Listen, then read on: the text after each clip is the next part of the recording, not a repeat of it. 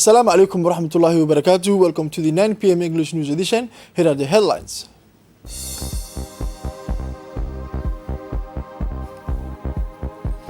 Ongoing distribution of masks to the population due of the COVID-19 pandemic. For the international news, a negotiation between the 27 on the recovery plan of the European Commission. Hello, welcome to our newsroom for having the news in details. We will begin this edition with the statement of His Excellency Mr. Ambassador Mohammed Saeed Ali, Permanent Representative of the Republic of Djibouti to the United Nations, on the occasion of the Wednesday 27 May 2020 UNSC Africa Group election debate. And I quote, "At the outset, allow me to express our gratitude to the WFUNA for the opportunity to highlight Djibouti's achievement and contributions to international peace and security. We have followed with great interest the start of this pioneering initiative to improve transparency and accountability. Your intention to invite candidates who have no competitors in their region is a welcome development. May I take the liberty of supporting a suggestion that was made by my good friend Jani, Ambassador of Indonesia, to include not only to contested seats but also all inspiring UNCS candidates. I did not intend to raise the issue of endorsement in this debate, but as it has already been raised, let me say this. There is no approved African candidate. African candidates are approved by the head of state and government of the African Union, and Djibouti successfully contested this at the 33rd African Union Summit meeting held in Addis Ababa, Ethiopia in February 2000. Let me begin with a brief reflection on the exciting journey that Djibouti has undertaken since its independence in 1977. The future prospects for Djibouti was widely regarded as a dark place in the light of the challenges facing the young nation. In its article on independence of the 49th African state, the New York Times wrote, and I quote, "The new nation has no army, owns less than 260 hectares of arable land, and has no resources except sand, salt, and 2,000 camels." Today, 43 years later, Djibouti is proud to say that it has built a coherent, resilient, and capable nation, a nation that has positioned itself as a reliable partner for peace and a force for good in the region and internationally. It is a country that has identified several development priorities aimed at becoming a major regional trade, services, and logistic hub, as well as digital hub. The medium-term economic outlook remained positive, and the GDP is expected to reach 7.5% in 2020 before accelerating the 8.0% in 2021-2023. COVID-19 has had a negative impact on the short-term microeconomic outlook. We are confident that we will rebuild and continue to foster strong and inclusive growth.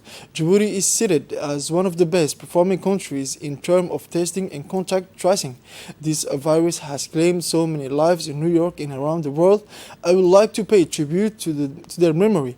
May they rest in peace. Excellencies, dear friends, Djibouti last served on the Council more than 2 decades ago in 1993-1994, at a very crucial time for world peace and security. The end of the Cold War has indeed had an impact on African security.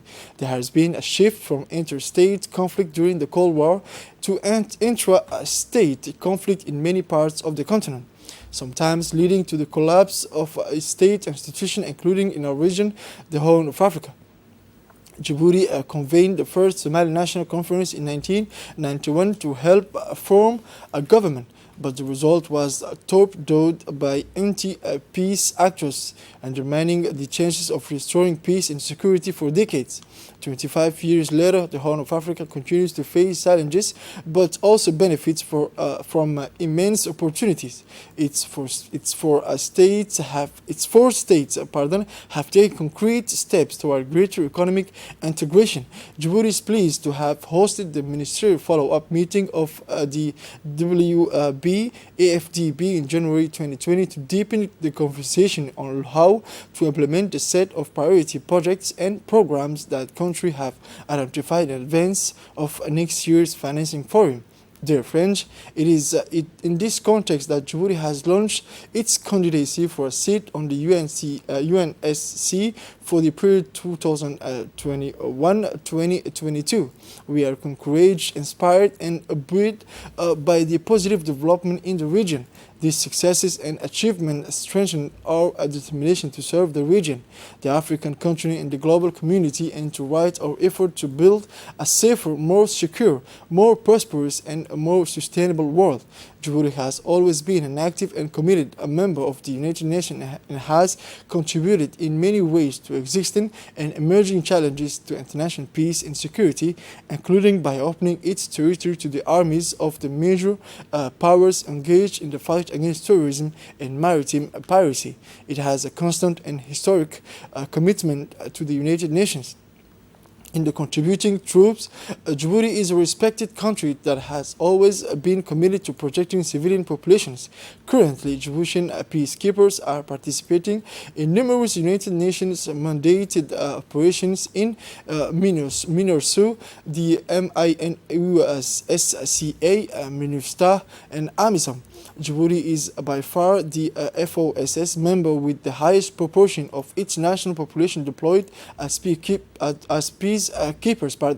In particular, Djibouti's AMISOM soldiers have earned a positive reputation by using their local knowledge and linguistic and cultural ties with Somalia to help resolve disputes in their area of operations. In addition, Djibouti is providing essential training needs for peacekeepers personnel in the pre-deployment phase.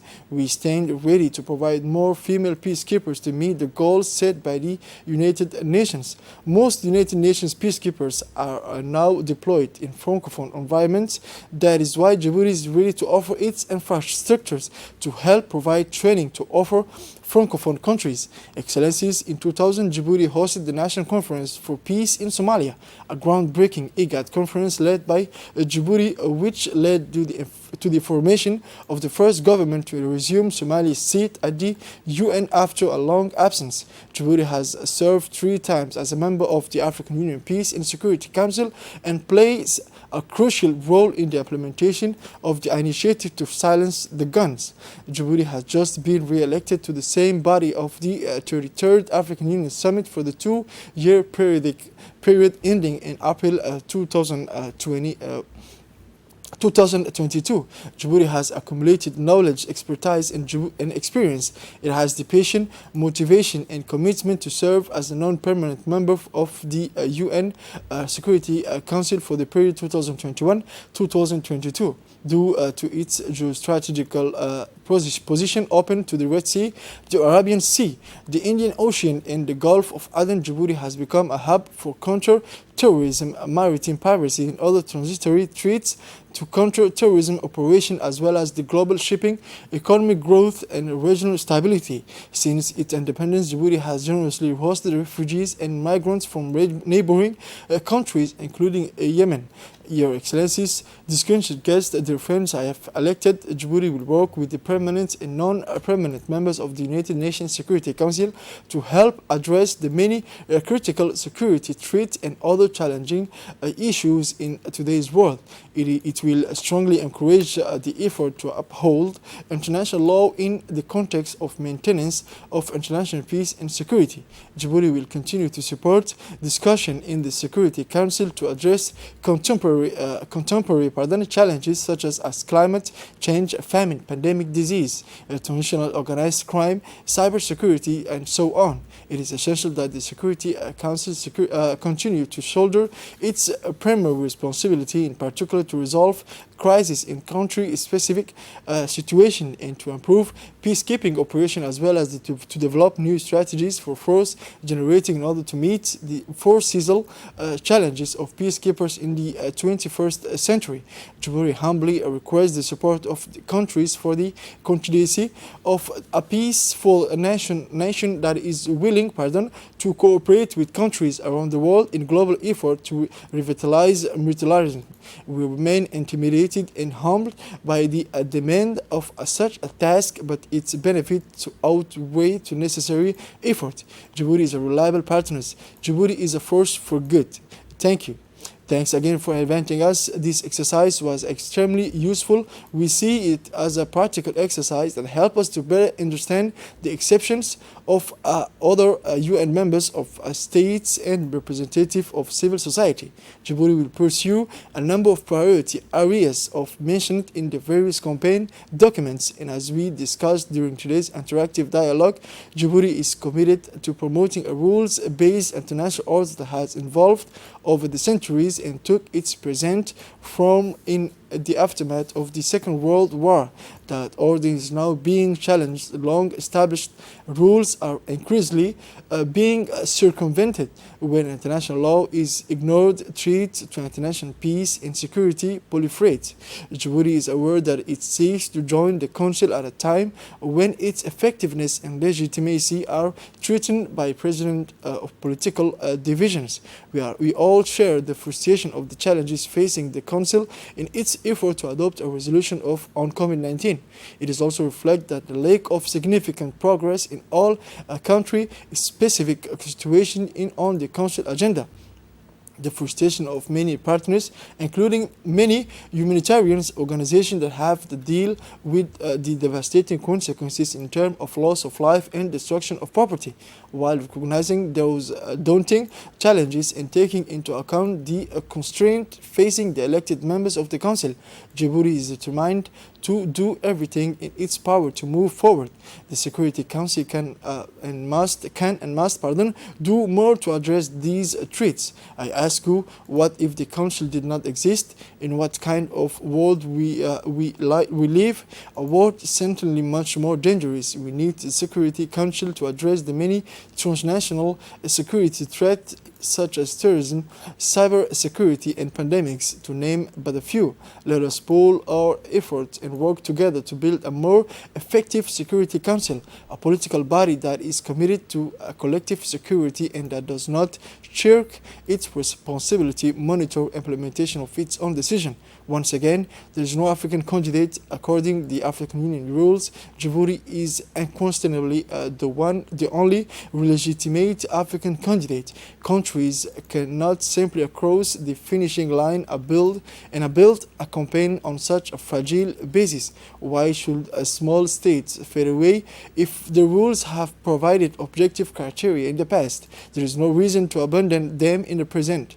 New York City should meet the New York State criteria and begin its reopening in the first half of June. While you are going through this waiting period, allow me to express my best wish. Stay safe and be well.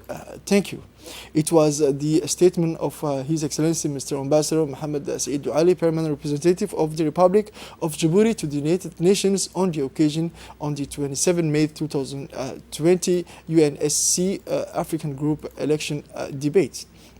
Now moving to another subject, awareness continues. Wearing of a non-medical face cover is strongly recommended by public health authorities in a public transit where ridership is expected to increase as the system is gradually deconfined. In all cases, the distribution of masks has been done for the past week hand to hand by young neighborhood leaders equipped with hydroalcoholic gel, a mask and glove, as recommended by the Minister of Health and the leadership of the SEGS. These young people showed up very early this morning at Harbi Square at various bus stops to serve the population coming from all corners of the city. Coupled with the distribution of masks, awareness raising for the strict respect at the barrier measures enacted by the government was not lost sight of. In each site planned for the distribution of the mask, an awareness raising was conducted by the head of the CDC's department, Mr. Ahmed Ali, to remind users for the respect of the barrier measures. Finally, the network of young leaders promises to organize other actions in favor of the fight against the pandemic. After the resumption of the activities of the administration in the public establishment on May 17, many people are questioning the respect of barrier justice, especially for workers in relation with users. The respect of barrier justice in the public administration is a report by Shibashi, Mohamed Chihim, and Mohamed Hashim. With the confinement, public administration employees also returned to their offices. A return also meant a reunion of colleagues from different parts of the capital, some of whom shared office, which consequently carries its own risk with regard to the spread of COVID-19.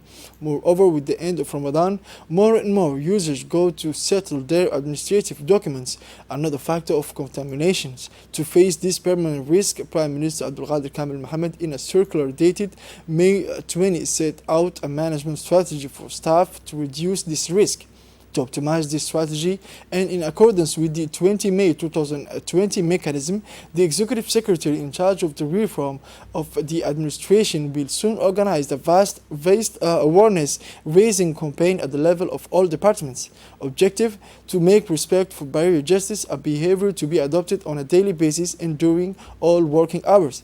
The respect of barrier justice is everyday life as well as at the level of the administration, and a public institution remains the best alternative in the fight against the coronavirus. Office workers, executive or members of the government must adopt this new behavior, the aim of which is to save their lives and those of the people they come into contact with. Wearing of masks is already a part of the daily life of employees and users alike. Shift work, teleworking, placing vulnerable people on leave, or strict respect for staff on duty, the objective remains the same: to effectively combat COVID-19 in Djibouti. Now, following the appeal of the President of the Republic to contribute to the fight against the COVID-19 pandemic in our country, solidarity financial donations are still following to the Ministry of Budget. The company Bahrain Maritime and Mercantile International (BMMI), based at the Djibouti Port and Free Zone Authority, for their participation in the fight against the pandemic of COVID-19, has handed over a check of 5 million to Mr. Ahmed Hassan Moyali, technical advisor to the Ministry of Budget in charge of receiving and collecting donations relating to COVID-19. And now we regret to announce you the death of the late Omar Said Ali, born in 1959 in Djibouti. He left behind him a widow with 6 children and 10 great-grandchildren. He was a shareholder in Sujik company. Since his death, he was the father of our colleague Suad Musa from the Information Service. RTD management and staff extend their sincere condolences to our colleague, the family and friends of the deceased. May Allah welcome him in his eternal paradise. Inna lillahi wa inna ilayhi raji'un. Moving now into the international news, the European Commission is putting a 750 billion euros fund on the table to address the economic crisis caused by the coronavirus. Many politicians are talking about a historic plan for the European Union. For the first time, there is a talk of a mutualization of debt. Former Italian Prime Minister Enrico Letta welcomes the proposal, but for the president of the institution, Jacques Delors Institute, it is also important to implement this strategy properly. It's now the start of a difficult negotiation.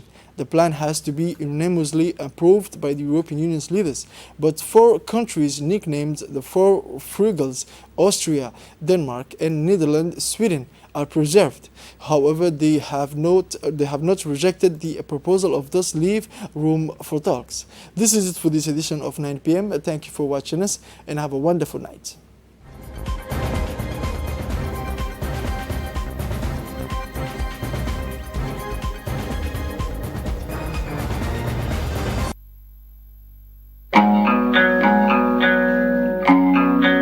Le ministère des Affaires musulmanes, de la Culture et des biens Waqf communique que les lieux de culte accueillent les fidèles pendant les heures quotidiennes de prière à condition de respecter des gestes barrières